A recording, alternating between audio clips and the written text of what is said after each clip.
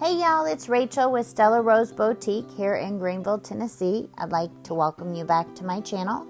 I am going to do a series of remodeling your home on an upcycling and crafter's budget, and this is going to be the first in the series. Many of the products that you'll see me use throughout my upcycling of furniture videos and my home remodels, you'll find at my shop at Stella Rose Boutique or stellaroseboutique.co. I carry a full line of the DIY clay-based paint, Sweet Pickins milk paint, Iron Orchid designs, Jamie Ray vintage, and a whole host of different varieties of decoupage paper and vintage upcycle home decor and custom decor for your home.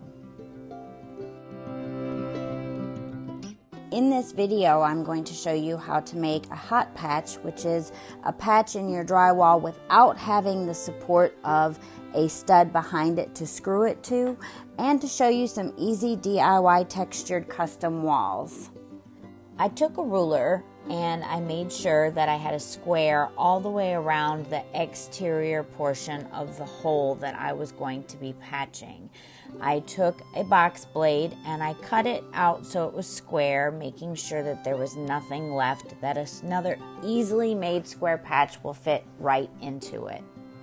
I cut out a piece of drywall 2 inches bigger than the hole, and you see me measuring the hole on the back piece of the drywall here. I then take my ruler and extend it straight out, so I've got 2 straight lines that will represent either side of the patch, where you will have a small piece of the drywall that will fit into the hole, and then you'll have the side pieces on the outside that will get mudded in. I then take my box blade after I've made the straight lines, and I use the ruler as guided support, and then I score the back of the piece of the drywall. And then once it is scored, I will take it and I will flip it over and I will snap it along the scored line. And then I take it and slowly pull off carefully the piece that we scored off from the front piece of the drywall, which then just leaves that front flap that will sit on the outside of the wall, starting to expose the little patch that goes in the hole that we made and cut out.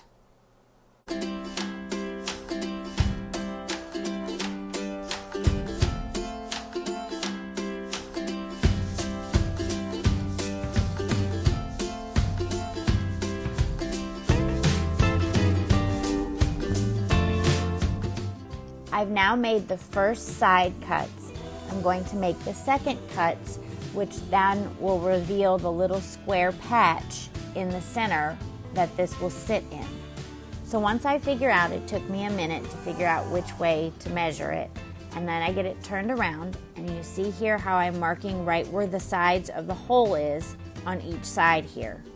And then I will go back down and use the ruler and mark the straight line on each side, and then I will score it again and then cut off or peel off each side there, which will reveal the little square patch that you will see that sits right in the hole.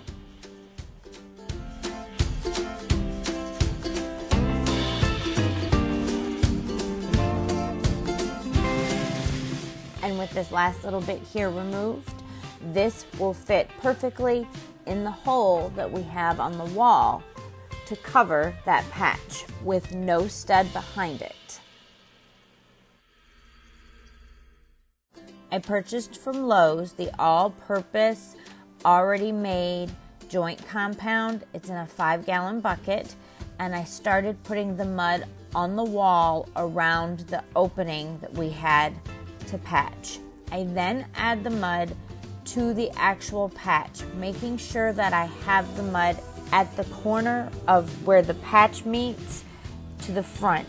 The reason why you do this is because you don't want to create a pocket, which would then be full with air and it'll be a blister when it dries. I then pat it down and make sure that it's got good contact all the way around. And then I take my mud knife and I press down from the inside of the patch going outwards to push it into the mud. I added a little bit more mud to the wall and I smoothed it out over the top, and then I let it be and let it dry so that I could sand it the next day. Here are all 3 of the patches that we did in this room that are ready for sanding for the next day.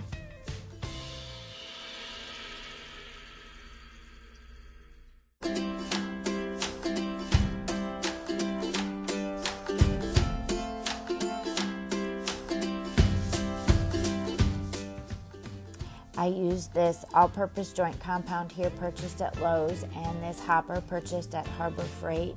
The Lowe's is where I got the mud knife and the DeWalt drill with the mixer that I attached to it to mix the mud.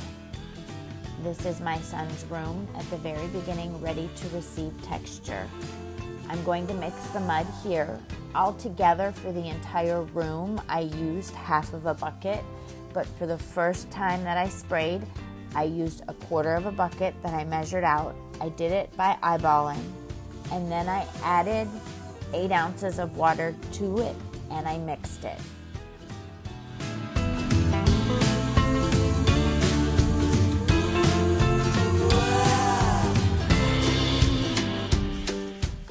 I know when I'm done mixing it and it's at the consistency that I like.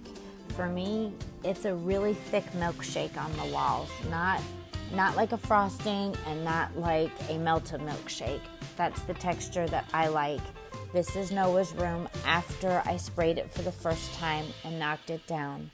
I used that rubber window blade because it doesn't leave the scrape marks like the metal ones do on the side. When you go back and you knock down the peaks after they've been sprayed about 30 minutes, they've stiffened up enough to knock it down to a flat, muted texture on the walls.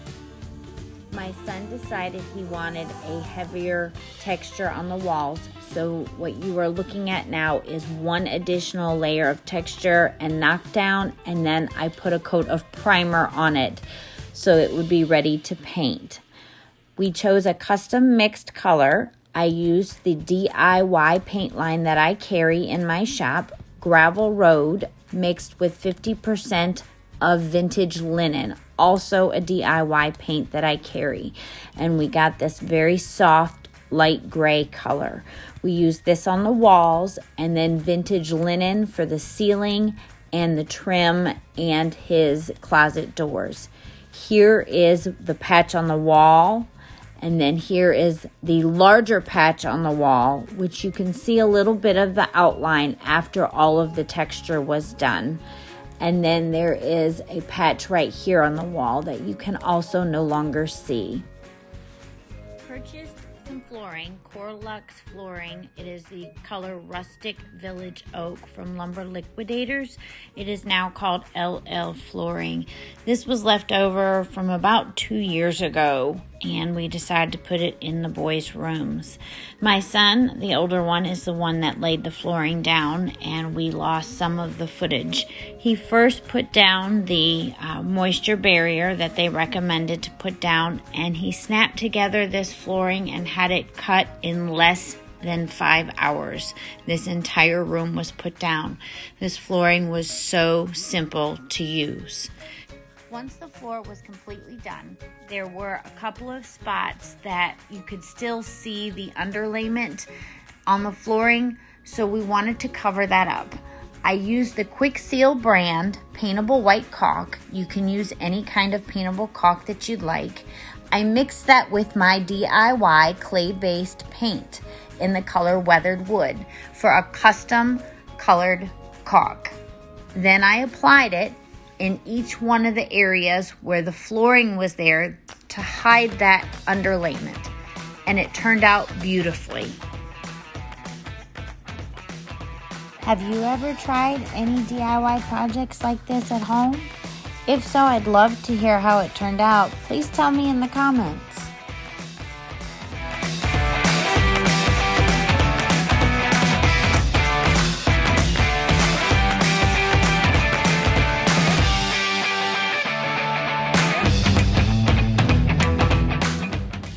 I used that same caulk to go over the trim between the quarter round and the old trim that was there to seal up any cracks so it looked smooth. I also redid all the caulk for the window so we had a nice tight seal. Here is just some of the texture once it was completed on the walls and the view of the mountains out of his bedroom window. Here is the custom colored caulk that is completely dried. It looks amazing. You can do this with any color that we carry for any project. You can also mix it with any type of grout to tint that as well. That turned out amazing. I am so excited. Noah's room's all done. I painted a night table for him and a headboard. I love you, buddy. I'm so proud of you. For more videos like this and furniture flipping videos, please like and subscribe to my channel, and thank you for watching.